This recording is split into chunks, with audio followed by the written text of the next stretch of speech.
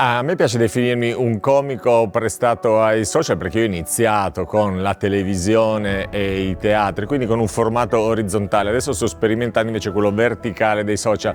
Le differenze, sono sostanziali, soprattutto perché nei social oramai non hai più nemmeno il tempo di respirare, devi andare all'essenziale. Invece finalmente in teatro posso tornare a respirare, prendermi le pause, i tempi della comicità che sono diversi rispetto ai social perché usano un linguaggio leggermente differente, ma il risultato è comunque lo stesso, cioè divertire e intrattenere il pubblico. Nel mio spettacolo mi piace parlare della vita quotidiana, la vita di tutti i giorni, filtrata attraverso la lente del mio punto di vista. Può piacere, non piacere, ma è un qualcosa a cui tengo particolarmente perché sto cercando di portarlo anche sui social. I risultati sono molto gratificanti, per cui spero anche che dal teatro ai social il cerchio si chiuda riportando le persone dai social al teatro.